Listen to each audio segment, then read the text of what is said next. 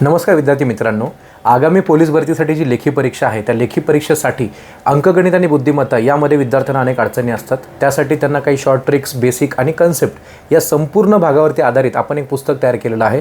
ते पुस्तक म्हणजे आपलं अंकगणित आणि बुद्धिमत्ता चाचणी स्पेशल मॅथ्स अँड रिजनिंगचे जे 50 प्रश्न आपल्याला पोलीस भरतीला पडतात त्या बुकचा आपण एक रिव्ह्यू बघूया। अंकगणित आणि बुद्धिमत्ता चाचणीचं 2025 ची ही तिसरी आवृत्ती आहे सचिन ढवळे पब्लिकेशनची। या पुस्तकाची जी रचना केलेली आहे ती आहे बेसिक प्लस सराव प्लस प्रिव्हियस इयर क्वेश्चन्स, म्हणजे मागील वर्षीचे पोलीस भरतीचे पेपर झालेत असे एकूण 96 प्रश्नपत्रिकांचा आपण समावेश केलेला आहे। त्याच्यामध्ये आपण जर पाहिलं की आपण आतमध्ये बघूया की नेमकं कोणत्या पद्धतीने आतमध्ये वर्गीकरण दिलेलं आहे। आपण जर इंडेक्स पाहिली तर इंडेक्समध्ये आपण बघू शकता फक्त बुद्धिमत्ता चाचणीचे जवळपास 32 प्रकरणं आपण आतमध्ये दिलेले आहेत। तर 32 सेक्शन्स केलेले आहेत। याच्या बाहेर कुठलाही प्रकार येणं शक्य नाही, कारण सगळे प्रकार आतमध्ये आपण घेण्याचा प्रयत्न केला आहे।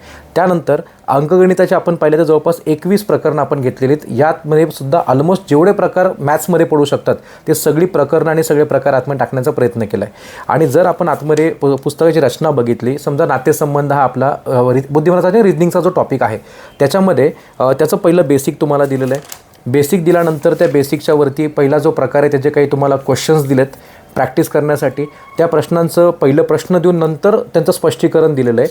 आणि तुम्ही शेवटला जर बघाल टाईप 1, 2, 3, 4 वगैरे झाल्याच्या नंतर तुम्हाला 2024ची म्हणजे 23ची जी भरती 24मध्ये झाली होती त्यातले जे प्रश्नपत्रिकेमध्ये जेवढे 96 पेपर झालेत किंवा 96 प्लस काही पेपर झाले होते त्यांचे प्रश्न तुम्हाला सॉल्व्ह करून दिलेत। उदाहरणार्थ आपण बघू शकता अमरावती शहरचा प्रश्न असेल, त्यानंतर अमरावती ग्रामीणचा प्रश्न आपला दिसेल, अहिल्यानगर पोलीस शिपाई भरतीचा क्वेश्चन असेल, बीड जिल्हा पोलीस शिपाई भरतीचा असेल, असे संपूर्ण वर्गीकरण करून तुम्हाला प्रश्न दिलेत। मुंबईचे प्रश्न असतील।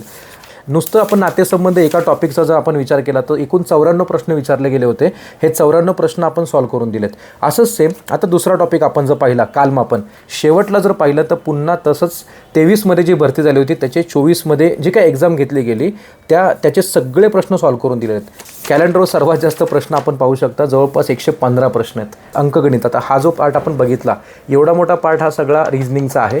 आणि त्यानंतर अंकगणिताचा भाग, अंकगणितामध्ये सुद्धा त्या पद्धतीने दिले गेले। समजा मूलभूत गणिताचे तुम्हाला काही प्रकार असतात ज्यामध्ये संख्यांच्या कसोट्या, समसंख्या, विषम संख्या, त्रिकोणी संख्या, चौरस संख्या असतील किंवा इतर काही प्रकार परिमेय अपरिमेय असेल। सर्वात जास्त प्रश्न हे नंबर सिस्टीमवर म्हणजे संख्या आणि संख्येच्या प्रकारावर विचारले जातात। तो आकडा असेल आपला टोटल 500च्या घरामध्ये। फायनल काउंट आपण बघू शकता जवळपास 563 प्रश्न इथं आहेत, 563 प्रश्न। आणि हे सगळे तुम्हाला फुल्ली सॉल्व्ह करून दिलेत आणि एकदम सोप्या पद्धतीने दिलेत। असं प्रत्येक टॉपिक्स दिले, म्हणजे शेकडेवारी असेल, नफा तोटा असेल, इतर काही टॉपिक्स असतील, वयवारी असेल, आपण सगळे प्रकार आतमध्ये पाहू शकता।